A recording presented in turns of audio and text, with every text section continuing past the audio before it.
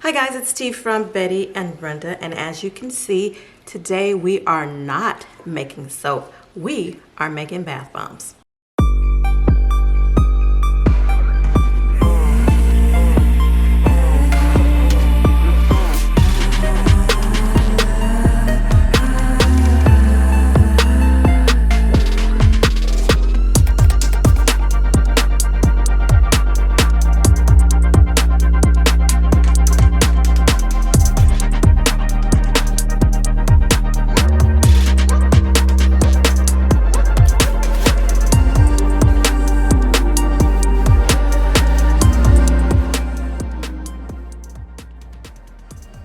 Thank you guys for joining me for yet another video. If you're already a subscriber, welcome back to my channel. If you are new here, go ahead and click that subscribe button and join me as I make bath and body products on a weekly basis. As always, click that notification bell so you'll know when I put out a new video. And don't forget to follow me on Instagram and or Facebook at Betty and Brenda Bath Co. So yes, today I am making bath bombs. I have just been on a bath bomb craze lately. I already make bath bombs and I sell them on my website, and they're full of Epsom salt and good oils that are wonderful for your skin, but they sink to the bottom of the tub. They don't float. So I started, looking at videos and seeing people bath bombs float and all the pretty colors on the top of the water.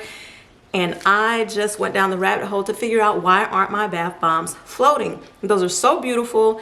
I want my bath bombs to do that. And I found out a couple of things. With all the Epsom salt and the oils, it makes your bath bombs heavy and they tend to sink to the bottom. Number two, I was packing them too tightly.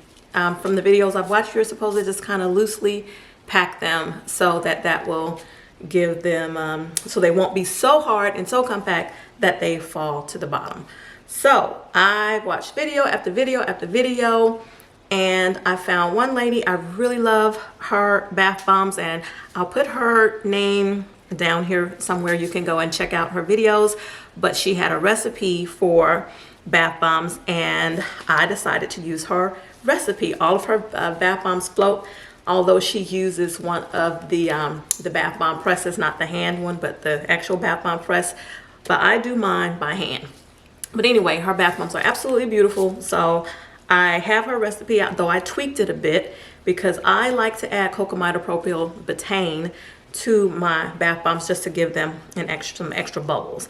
Also, I got a different bath bomb mold. So I used to buy the stainless steel molds. You put some on one side, you put on the other, and then you push them together to make the bath bomb. Well, in the process of doing my research, I found, ta-da, the 3D bath bomb maker. I love this thing, guys. I absolutely love it. Let me show you what my bath bombs looked like before. Okay, so here is what my bath bombs looked like before, and don't pay that any attention. I was kind of playing around with it to see how I can add some snowflakes, but up close, this is what they looked like before. In addition, they had the flat bottom because I didn't have the proper place to put them on to keep that little curvature at the bottom. With this press, this is what my bath bombs look like now. Isn't that just so cute and gorgeous? I absolutely love this little press. So I got a recipe that's gonna make my bath bomb float. I got a press, excuse me, that is going to make them turn out super cute. And I'm gonna demonstrate how to use that right now. I got the sphere bath bomb press, but I also got a square one as well. And let me show you what those look like. So this is the one that's from the square mold. And actually, I'm selling this bath bomb. It's a part of my Christmas collection. So if you're looking for some bath bombs, definitely go out to bettyandbrenda.com. I do have these out there already in my Christmas collection. But anyway, so I found the press, I found me a recipe, and then I also found that people were using more so the dyes to make their bath bombs, so to put the coloring in instead of the mica. The dyes produce a much more vibrant color. And while I had used lakes before, especially, for your blues and your greens, because the micas, you can't use those in bath bombs, I had never used dyes before. So I went out and I bought some dyes. For the lakes though, I like those because you don't have to bloom them. You can just throw them in your mix them up, and they come out to be very pretty colors. However, you have to use polysorbate 80 to make sure that it doesn't leave that coloring around your tub. So you're always a little bit concerned about that part. With the dyes, they are water soluble, so you don't have to use polysorbate 80, even though I do still use some because you are putting fragrance in your bath bombs and it helps disperse the fragrance. But at least you don't have to worry about there ever being a ring around the tub. So what I am making today is a bath bomb fragrance with citrus strawberry, which I got from Nature's Garden. It smells absolutely lovely. And this bath bomb is going to be a part of a collection that's going to have a cotton candy bath bomb in it, a green apple bath bomb or green apple candy bath bomb, and then this citrus strawberry one. And the citrus strawberry is going to be pink, green, yellow, and white. And like I said, I'm using the dyes. I haven't really used much of this yet. I used one to try to make a red bath bomb, and you saw it just before. It didn't come out red, and I wasn't sure how much I should put, but you know, we're gonna go with that color. But today, for the pink, I am using this one, which is the red number 28 dye. And for the green, I'm using a green dye mixture, which I'm sure is just the blue and yellow put together, because that's what I used to do when I used the lakes. And then the yellow is the yellow number 5. I haven't used either one of these colors before, but I do have them sitting in the water so they can bloom, because like I said, with the dyes, you need to let them bloom, which means that you take your dye and you sit it in some, I've used distilled water, and let them kind of sit in there and let their color come out before you introduce them to your bath bomb mixture. And be sure that you have on a mask. The SLSA powder especially can get into your nose, into your lungs, and it can irritate them. So make sure you have on a mask. I have my little N95 mask here, and I actually got these from Bulk Apothecary. And they seem to do the trick for me. I don't even get a hint of powder from these. Now, to fix the flat bottom, and you guys maybe already know this, you can get a bath bomb drying tray from bathbombpress.com, or you can buy like the little plastic bath bomb molds, and once you get done, you can just sit your bath bomb in there and it will keep them nice and rounded until they dry. Or you can get a muffin tin or a cornbread tin, whatever you want to call it, like this, and just wrap some saran wrap around it. And then the bath bomb, once it's done, you just sit it in one of these sections and it doesn't fall down, doesn't sink down, I should say, and it keeps the perfect rounded bottom like that as well. Okay, so I have everything here ready to go. I'm going to start measuring my dry ingredients and then my wet ingredients, have my gloves on, and hey, let's get ready to make some bath bombs.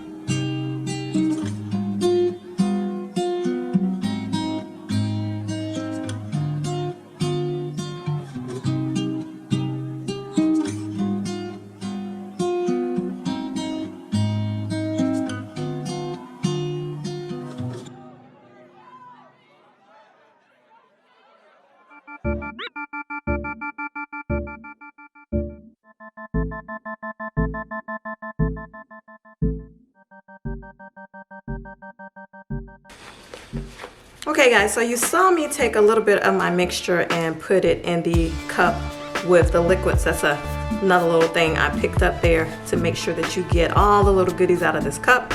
Put some of your dry ingredients here and just sort of put it in there, let it sit for a second, and then make sure and then mix, of course, back with the rest of it. And that's just getting everything out of the cup that you can get out of it.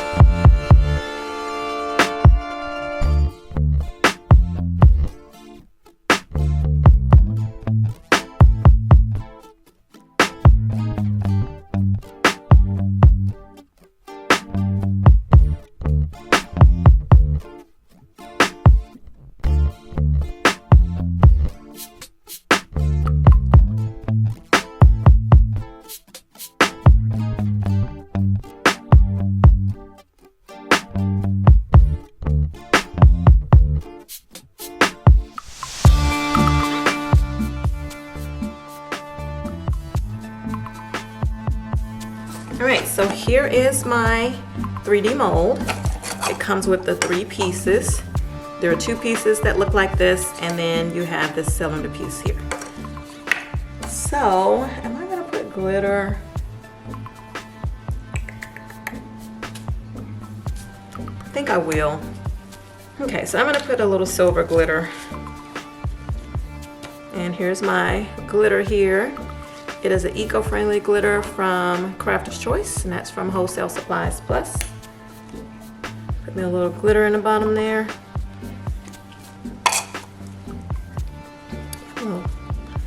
A little cylinder on, and then you start filling it.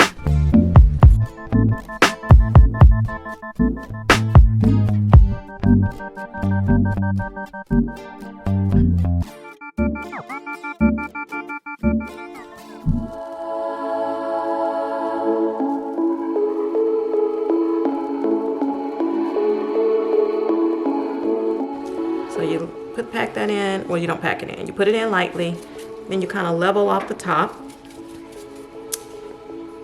And then if you want the little Saturn ring, just put a little extra on the top here. And you grab your other piece, put it on top, and push it down.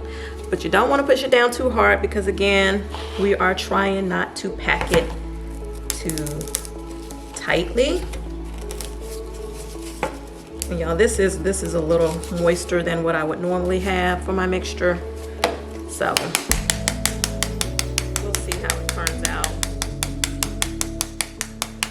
So I'm sorry for all of that noise, but I kind of tap the sides here to kind of loosen it up, and also scrape it in and out. Then we're going to pull this out. Pull the cylinder part off. And here it is on the side. So if you have any extra on the sides, you can just kind of move that away with your fingers. And then I like to tap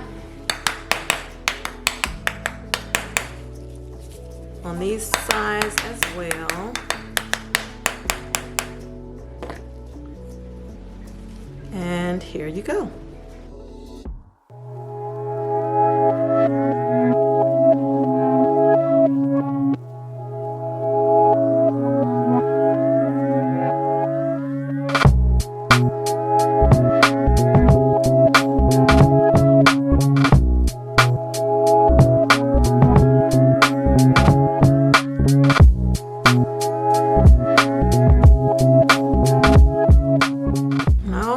I've saw that people put like little holes in there just to try to put some little air pockets in there, just to keep it kind of light and not so compacted.